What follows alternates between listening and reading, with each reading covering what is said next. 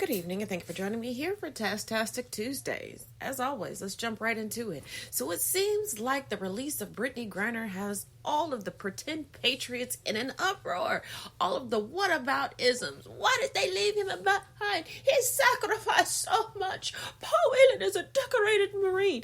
He is a bad conduct discharge former Marine reservist that was a clerk that stole Social Security numbers in an attempt to commit identity fraud, attempted a $10,000 larceny, and wrote a bunch of bad checks. He decided to make several trips over to Russia after being bad conduct discharged, which he did not inform his family about, and that little nugget is on the website that's calling for him to be released and freed, and also houses hostage information and the GoFundMe, by the way. And he got caught up in a sting. His friends set him up in a sting. I guess he should have stirred instead of taking his martinis shaken, huh? But all these people that you've never heard of them bring up Paul Whelan before are now, what about this? What about that? But she hates this country. Why didn't we get him? Why did we leave him behind? Why aren't you busting down the doors and overflowing the emails of the conservative politicians that consistently vote against bills that are pro-veteran? Why are you not in an uproar that there are active duty service members that have to rely on food stamps in order to feed their families? Why are you not concerned about the amount of veterans that are homeless? Why are you not concerned with the amount of disabled veterans that are not getting proper care? Why are you so silent regarding the suicide rate of veterans?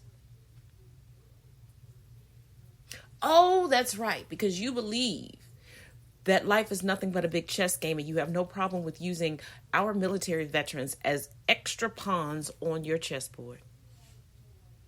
You bring them out, you roll them out, and you make them your poster children for propaganda. You use them for an ultimate grift, and that's it. See, you're not upset that Paul Whelan isn't home. You're not even sure who the man is, what he did, or anything. You're just upset that a black woman was treated like a human being.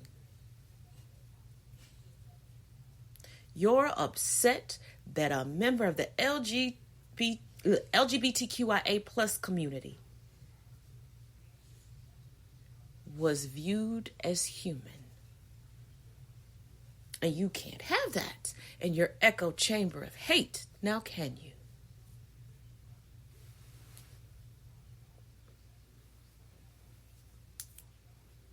You're the same people that get upset that black and brown people kneel when the national anthem is played at sporting events.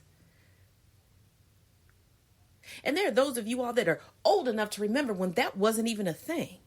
There are those of us that are old enough to remember when that began as propaganda to further manipulate the less fortunate and the poorly educated into giving their bodies, their minds, and their souls over to the military to further line the pockets of the top 1%. But you don't want to eat the rich. You want to idolize them and pretend to give a damn about the veterans that suffer for you to be able to have the weirdest fandom on the globe.